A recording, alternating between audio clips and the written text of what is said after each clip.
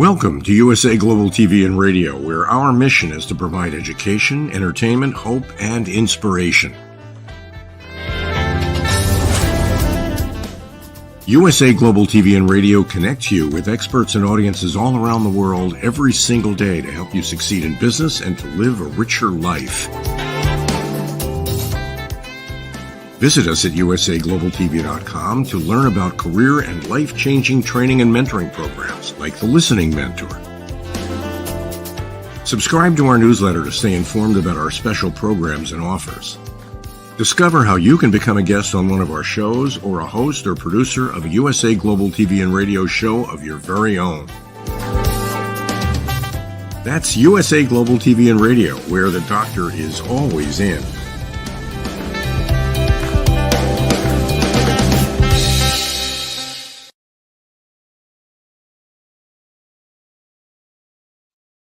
Hi, Red LAUGHLin here. Thanks for joining me today on Talking Heads on the USA TV and Radio Network. We're also on the E360 TV network, Roku, Amazon Fire, and many others. Let me go ahead and get ourselves started today. Get my slides loaded out there. Okay, there we go. We're doing a deep dive into nutrition. As part of the disclaimer, I've never been part of the medical industry, not a doctor, not in the pharmaceutical fields, nothing in that area. Many years ago, high school, I fell in love with chemistry. I got my first degree in it. I also have 5 total academic degrees, but I didn't get a chance to practice it because I got an invitation to Vietnam. But nowadays, I use my chemistry background to do a deep dive into our bodies and look at the cellular level, what's happening, chemically speaking. What causes this to do that? What caused that to stop happening? What caused that to speed up? And those are the things I'm looking at. And today we'll talk about that in a little bit of detail, because there are certain things that has to happen for this particular molecule to get from this food group or this supplement all the way into this part of the body. And if you understand that particular part, awareness, education, that's what we're here for today. And so that's the part that's going to, I think, really be interesting. We're talking about 3 of my most favorite vitamins today, so it's going to be very, very interesting. Anyway, I look for causes. If you treat a cause, you can fix a problem. If you treat symptoms, you'll always be treating symptoms. But the real damage is you're treating the symptom, but the cause is still continuing to go on. And as always, this presentation is for awareness and education. So with that being said, let's go ahead and jump in. Vitamin D. One of my favorite molecules. I've talked on this one at numerous occasions, both on video and live person. Anyway, it's one of the ones that I truly believe in. It's a fat soluble molecule, which means you really need to have food to help it digest a little bit better.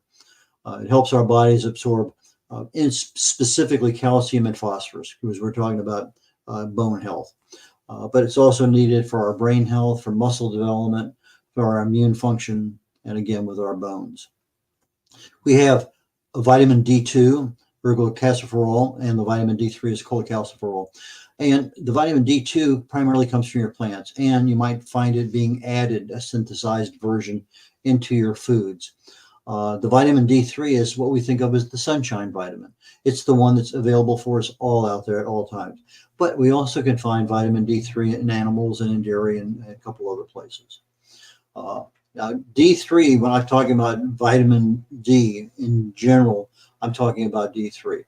D2 is there, it's being used, but for most practical purposes, when I'm talking, let's say I specifically say D2, I'm talking about the D3 particular one. So this particular molecule, this particular vitamin has two primary makeups. And the D3 is formed a little more differently. It's formed from a bacterial, this one here, the vitamin D3, I'm thinking about another one down the road. The vitamin D, as it hits our skin, the UV, we'll get to that in just a minute. Anyway, let's get into, finish up the slide. So vitamin D3 also affects our aging.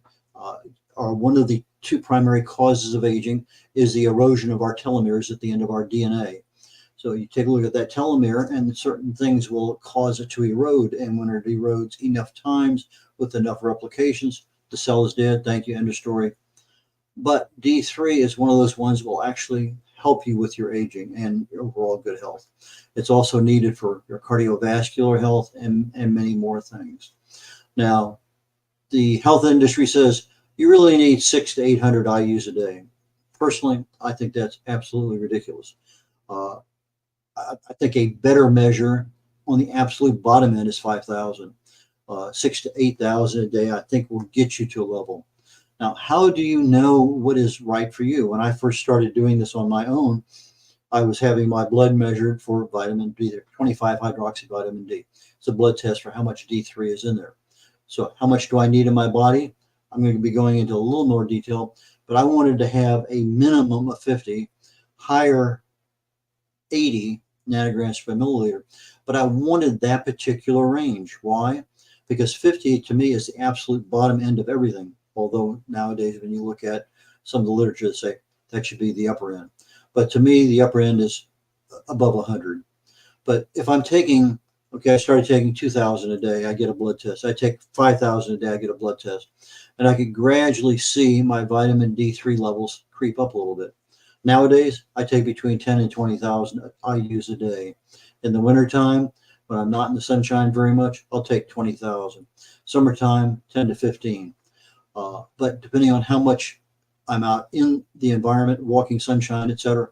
But I want my vitamin D3 levels in my body to be literally around 100, maybe as low as 90. Now, when you get oncologists telling you they want your D3 levels up to help fight cancer or fight any other kind of infection, they're talking above 80. So if I'm using 50 as the absolute bottom level, 80 is pretty high, but not quite double, but 100 is double that particular one. I think I have some more in here. But we get D3 from our sunlight. That's the UVB rays. These are the ones that are generally between 9:30, 10 o'clock in the morning till early afternoon. Probably it starts decreasing a lot after 3. But it's not the same for everyone, because if I'm living in Seattle, Washington, or I'm living in Miami, Florida, different latitude, the level of UVB, ultraviolet B rays, is going to be different. The color of my skin is going to be different. The age of my skin is going to be different. How many clothes am I wearing? And do I have sunblock on? There's several other factors there. So how much am I absorbing over my body?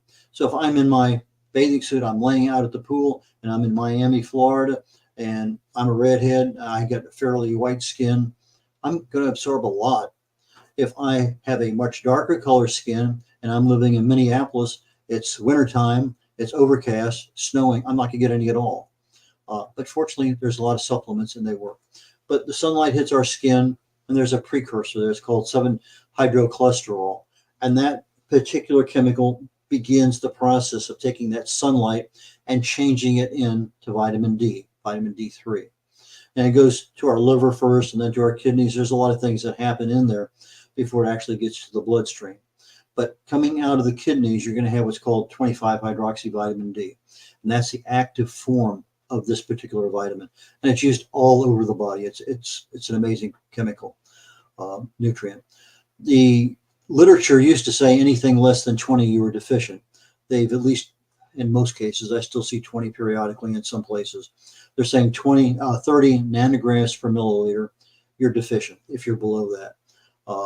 I think the range that they're saying is 30 to 50. I think 50 ought to be the lower end. But 40% worldwide and over 40% in the United States are deficient in vitamin D3. And it's a sunshine vitamin. If you're outside, you're going to have plenty of it. Now, there's a commercial back in the 80s, and some of you might remember, I had somebody drinking milk out of a bottle. And said, milk does a body good, and you can see the little white streak there across their lips. But it implied that drinking milk made your bones stronger. However, it could, but not necessarily. Vitamin D3 is absolutely critical for good bone development and bone strength. My story that I share with people is back in the 90s, mid-90s, I read a book on Atkins. Actually, I read 5 books on Atkins diet. And in that one, I fell in love with the diet. I just thought it was great. Almost no carbs, literally no carbs, fruits and vegetables, dairy, meats, fats, everything that I love was on the diet. Everything I didn't like was off the diet. Well, I like some bread was one of the really hard things for me to give up. But I lost a lot of inches, a lot of pounds, kept it off for years. Noticed that I had a little bit of problem with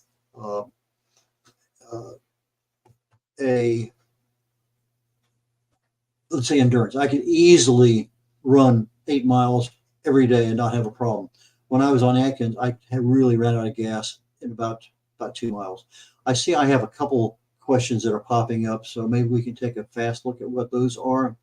For Mark Lee, what do I think of tomatoes and cucumbers is a good way to get vitamins? Absolutely. Any kind of food, Mark, is an excellent way of getting the vitamins that you need into your body. Tomatoes happen to be a unique one for males because we're looking at trying to get the value of that out for our prostate and other things, but you need to have that particular food cooked a little bit in order to get the real lycopene out of it. And another question by Mark Lee, do most people get enough sunlight? I'm actually going to get into that one, and I'm going to talk about sunburn and cancer, so I will be covering those. However, in my story was about 6 years in, I'm leaving Europe, coming back to the United States. I finished up my military career. I took a test, and I had been lifting weights forever. I'm talking about decades, running forever, and easily 5-8 miles a day, several half marathons. Didn't think it. And I got my bone density. I was osteopenia. I absolutely could not believe that everything they told me about exercise, this, that, and whatever, I expected to have super strong bones, but I didn't. So this is a little before I started doing my research to what I'm doing now. But the real story is, how does calcium get into the bones and how does it come out? Well, vitamin D3 is critical for that transformation. So if I'm eating, let's say, a particular cheese that has vitamin D or calcium in it, or leafy green vegetable that has calcium, any food that has calcium in it, or if I'm even just taking a pill, the calcium in and of itself is very difficult to absorb, especially if it's calcium carbonate in a pill form. But from the foods, if I have magnesium already in my body, the magnesium helps the calcium become more bioavailable, more easily absorbed into the blood. So it's in my stomach, magnesium's in my body. Stomach does this little digestive process. As the food is starting to leave my stomach, passes through the duodenum. If, and only if, I have enough vitamin D3, the calcium that is available for my bones will either gut into my bloodstream where it can get to the bones, or will go to the toilet. That's only 2 places. So I need my vitamin D3 to get that calcium from what I just ate into my bones. However, and here's a big however, if I don't have enough vitamin K2, and we're going to be talking about that today, I hope, vitamin K2 will look at the calcium and say, okay, let's go to the bones. But if vitamin K2 is missing, the calcium is going to go to your heart valves and arteries. That's not where you want the calcium, because that's the plaque that forms up that becomes a problem. So I need a good form of calcium. The best is from food. I need magnesium. I need vitamin D3, and I need vitamin K2 to get that calcium into my bones. However, now it's in the bones. How does it stay there? Well, this is another problem because Atkins had.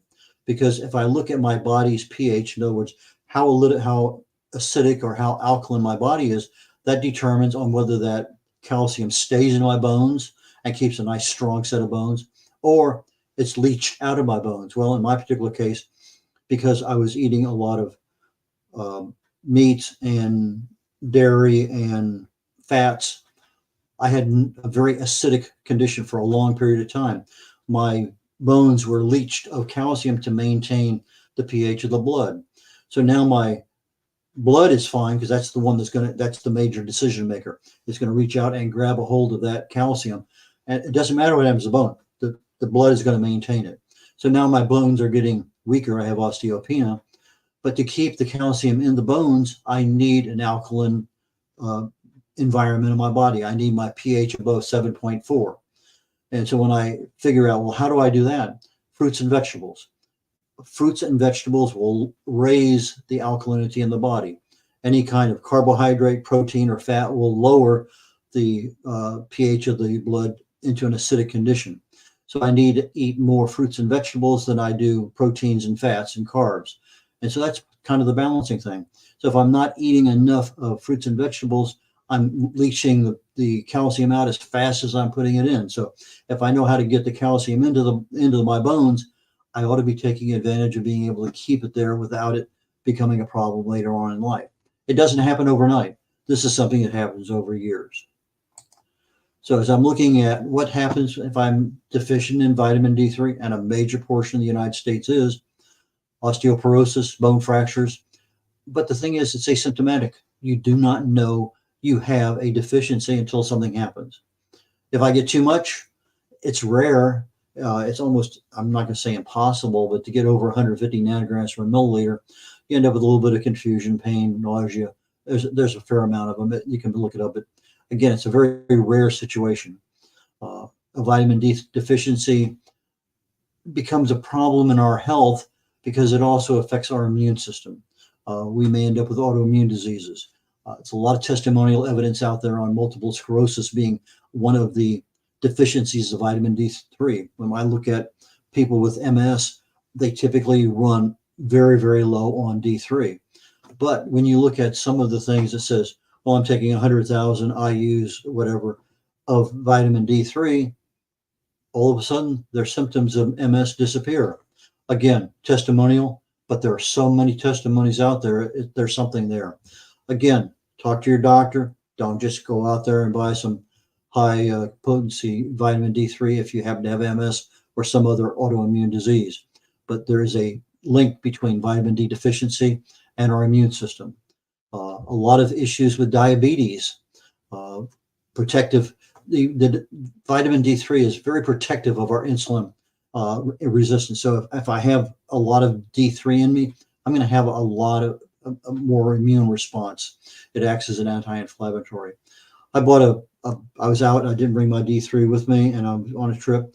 I ran into a store, bought some, open it up, and it's got a really pretty color to the pill. And I turn around and look at it, and it's got an artificial coloring. And I'm thinking to myself, why does vitamin D3 need an artificial coloring? It doesn't. I threw them away. I went ahead and bought another one, but I try to avoid the toxins that are in there, and coloring is part of that. But when I'm looking at the vitamin D3 from the sunlight, and Mark brought up the question just a minute ago, this is where I need to be.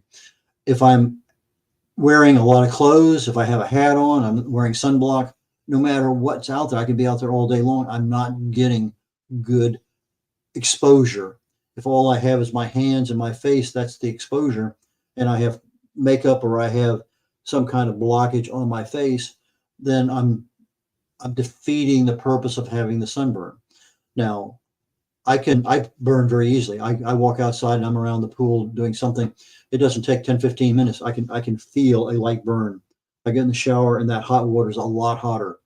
But the skin cancers, yes, they're a big deal. I've had a lot of basal cells, never a melanoma, but I've had almost every time I go into the dermatologist, which is every 6 months. I've been doing that for decades, since the 80s. Uh, Actinic keratosis, AKs, and they burn those off with liquid nitrogen.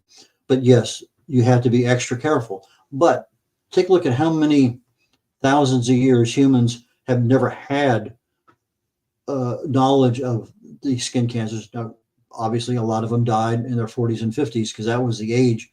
But even when you take a look at the people who used to work out on farms and they're 80, 90 years of age and they're still out there and they don't have a problem with skin issues. They may have a problem with skin weathering, a lot of issues with aging skin, but people adapt over time. Our bodies are self-protective. So there are issues with skin cancer. If you are a redhead, very sensitive skin, wear a hat. I do when I go out walking. If I'm looking to soak up some sunlight and I'm working out in the yard, shorts, t-shirt, thank you very much. Set my alarm. I know I'm not out there too long. Vitamin D3 is best taken with calcium.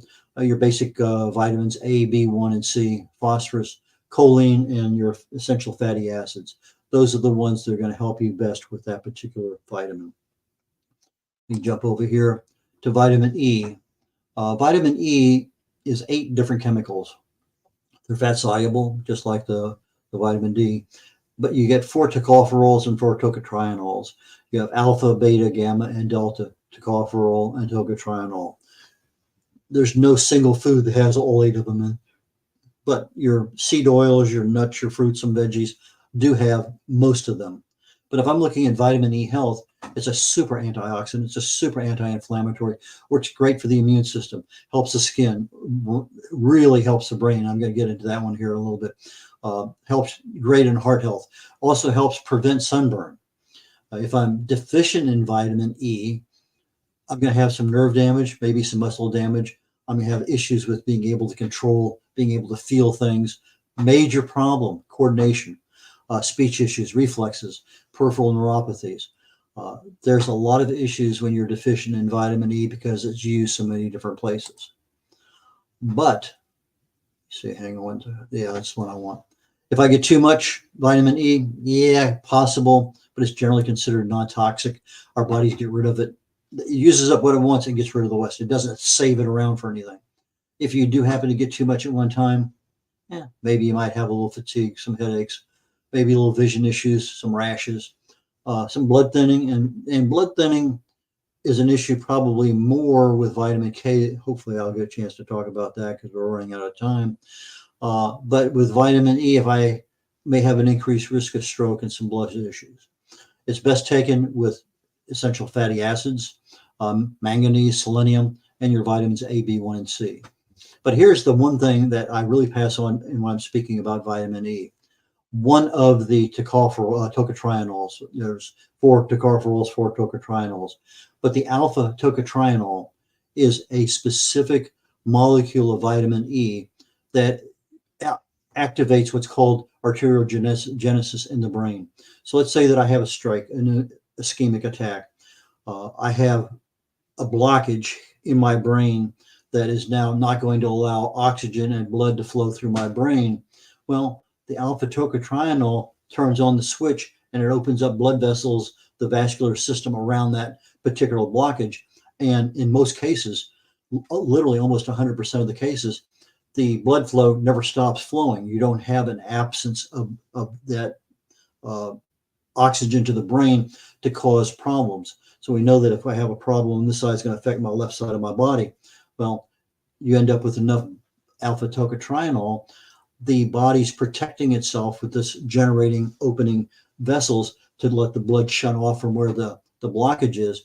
I recover from my stroke, but I probably might not have any, I'm serious, any symptoms whatsoever of a heart attack or stroke with that particular chemical in my brain. So with that, I'm up to vitamin K, and I'm going to leave it there because that's one that I really want to talk about a lot. So let's go ahead and see if I can get to the end of this one here. Okay, some of the ones we're going to be talking about here next week. Okay. We're on the Talking Heads. The archive is found on YouTube. Go to USA Global TV playlist Talking Heads, and you'll be able to find my previous presentations. Talk a lot about heart health, brain health, gut health. We just finished a thing on toxins and stress. We did I think a really super good job on cancer, fat management, weight management, two different animals. Talk about that. I really specialize a lot in longevity. I look for what causes us to age, what stops the aging process, a lot of lifestyle choices, a lot of things there that help us do what we do. If you want to know more about it, and I wonder what happened to that one today. There we go. That's the one I ended up with an extra slide in there. The Joy of Ageless Health is a book that I wrote. It's one of my best-selling books. And it talks about your stress and your toxins, your radiation, inflammation, infection, diet, and even expectations at the cellular level in the body. These are the things that inflammation, chronic low level, begins the mutation of our DNA, which begins the genesis of literally almost every disease in the body. We can control the cellular level inflammation. You can probably control a lot of diseases that may develop over time. With that, I'm going to leave it. I have other books on my website, red.olaughlin.com, and on Amazon. Please check me out. And with that, I will catch you next week on Talking Heads. Take care, y'all. Bye now.